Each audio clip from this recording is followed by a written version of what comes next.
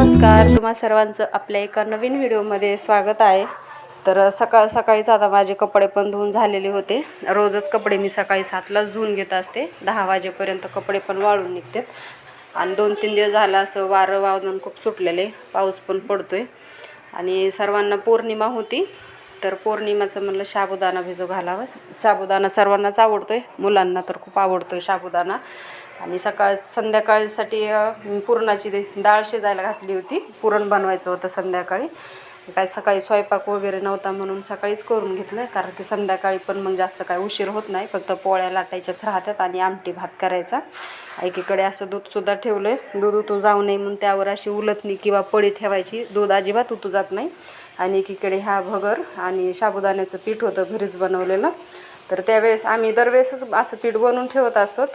तर ह्यावेळेस थोडं मला वाटतं साबुदाणा कमी पडला, तर ते मला थालीपीठ बनवायचं होतं, पण ते काय आज बनलेच नाही थालीपीठ। त्यामध्ये त्या पिठामध्ये हे दही आणि शेंगदाण्याचा कूट, हिरवी मिरची आणि थोडेसे आपले बटाटे बारीक केलेले, किसून पण टाकू शकतात, पण आता खिसणी काय पसाऱ्यामध्ये सापडत नव्हती म्हणून मी अशी बारीकच केले। तर थालीपीठ न बनवता मी असा नवीनच त्याचा पदार्थ करून बघितला, त्याचे मेदू वडे करून बघितले। तर खूप छान असे मेदू वडे झाले तयार।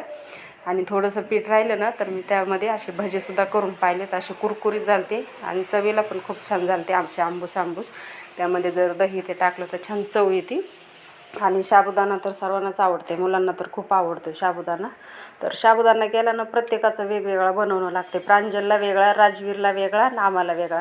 प्रांजलला कमी तिखटाचं आवडते, राजवीरला लाल तिखटमध्ये बनवणं लागते आणि आम्हाला हिरव्या मिरचीमध्ये बनवणं लागते। तर असे सगळ्यांचे वेगवेगळे बनवायचे हे असते। मग कधी कधी वाटते ते उपवास न धरलेलाच बरा, आपलं साधं डायरेक्ट जेवण करायचं। तर इकडं सर्वांनी साबुदाणा ते खाल्ला, पुरणाची डाळ पण शिजली, त्यामध्ये गूळ आणि अशी मी पावडरसुद्धा बनवून ठेवलेली, बडीशोप, सुंठ, वेलची आणि थोडंसं जायफळ टाकायचं। ज्यावेळेस आपल्याला पुरण करायचं असतं तर जास्त काही लोड पण येत नाही। आपली पावडर ते भाजून ते ठेवली, मिक्सरला बारीक करून ठेवली ना, 2-3 महिने आरामशीर त्याचा वाससुद्धा जात नाही ना, काय नाही। असे 1-2 चमचे टाकले की झालं, आणि जास्त काही अवघड पण होत नाही पुरण करायला। तर पौर्णिमा असल्यामुळं काही स्वयंपाक वगैरे नव्हता, मग म्हणलं आपलं हे तरी काम करून घ्यावं, संध्याकाळी फक्त पोळ्याच लाटायच्या राहतात।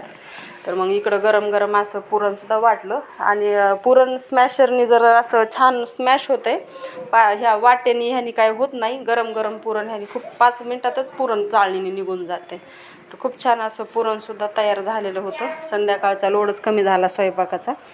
आणि दुपारचं असं आमच्या इथं काम सुरू आहे, बांधकाम थोडंसं राहिलेलं आहे। तर खूप असा खाली राडासुद्धा पडलेला होता, कामगार लोक आलेले होते कामाला, आणि खालीसुद्धा काम सुरू आहे आणि वरीसुद्धा कलरचं काम सुरू आहे। तर सगळ्या राडा झालेला आहे, सगळी धूळ ते पायाला चिटकते, सारखं दिवसभर साफ केलं तरी येण्या जाण्याने पूर्ण घाण होते। तर मी काल प्रांजलच्या शाळेमधून अशी कोरफड आणलेली होती केसाला लावायला, आमच्या इथे काही कोरफड नाही। तर प्रांजलच्या शाळेमध्ये खूप साऱ्या कोरफडीचे झाड आहेत, सरांना विचारूनच आणली। त्यामध्ये असा मेथ्या ते टाकून घेतला, दुसऱ्या दिवशी मला लावायची होती केसाला, 8-15 दिवसातून मी असं लावत असते केसाला। मेथी ते टाकल्यावर केसांना पण खूप अशी शायनिंग येते, केस पण असे चमक येते केसांना पण। अशी मधोमध कट केला ना, त्यामध्ये असं आपली मेथ्या ते भरून घेतलं की छान त्याला असे मटकीसारखे कर येतात, आणि 1 दिवसासाठी ठेवून द्यायचं, आणि दुसऱ्या दिवशी मिक्सरला बारीक करायचे, त्यामध्ये थोडंसं दही टाकायचं, छान असे केसांचा पोत म्हणजे छान असा रंग येतोय केसांना पण।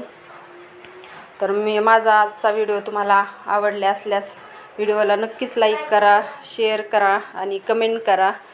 तर भेटूया आपण अशाच एका नवीन व्हिडिओमध्ये, तोपर्यंत बाय।